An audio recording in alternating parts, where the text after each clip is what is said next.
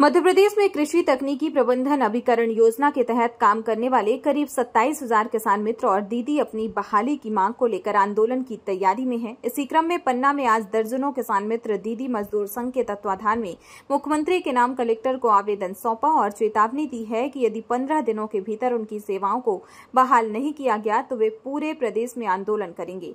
इस दौरान किसान मित्रों ने जमकर नारेबाजी करते हुए कलेक्ट्रेट में धरना दिया और कहा कि किसान मित्र और दीदी 2007-8 से कृषि विभाग की विभिन्न योजनाओं और आत्मा परियोजना की गतिविधियों को लागू करने में महत्वपूर्ण भूमिका निभाते रहे हैं। उनके सहयोग से ही मध्य प्रदेश को लगातार 6 बार कृषि कर्मण अवार्ड मिला है। हालांकि 31 दिसंबर 2019 को एक आदेश के जरिए उन्हें सेवा से हटा दिया गया था। इसके बावजूद वे आज भी विभाग के अधिकारियों के निर्देशों पर काम कर रही हैं। किसान मित्रों ने केंद्र सरकार की 2025 की गाइडलाइन का हवाला देते हुए बताया कि इसमें हर 2 गांव के लिए एक किसान मित्र दीदी को प्रोत्साहन राशि देने का प्रावधान है। उन्होंने मुख्यमंत्री से अनुरोध किया है कि उनके 18 वर्षों के अनुभव को देखते हुए उन्हें फिर से बहाल किया जाए। अगर उनकी मांग पूरी नहीं होती है तो आंदोलन की पूरी जिम्मेदारी सरकार की होगी। हमारी सरकार से प्रमुख मांगे हैं कि हमें पुनः बहाल किया जाए।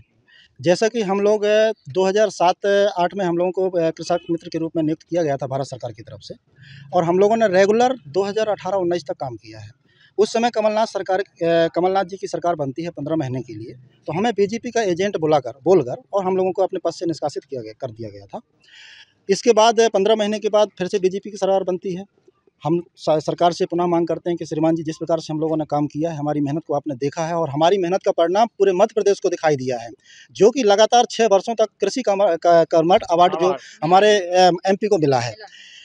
तो हमारा सरकार से, चाहे वो उस समय मुख्यमंत्री शिवराज सिंह चौहान जी रहे हों, चाहे कृषि मंत्री कमल पटेल जी रहे हों, सब लोगों से हम लोगों ने मांग रखी है। सब लोगों से निवेदन किया है कि श्रीमान जी हमें बहाल किया जाए। सबका आश्वासन एक ही था कि हम आपको बहुत जल्द नियुक्ति और आपको बहाल कर रहे हैं। लेकिन आज की डेट तक लगातार 6-7 वर्ष हो गए।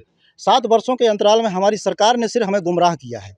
हमें हमारे पद पे हमारे काम को पुनः वापस करने के लिए कोई एक हमें वो पद नहीं दिया गया है।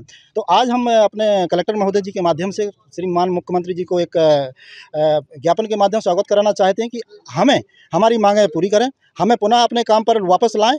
अगर नहीं लाते हैं तो ये हमारा ज्ञापन के माध्यम से एक अल्टीमेटम है सरकार को।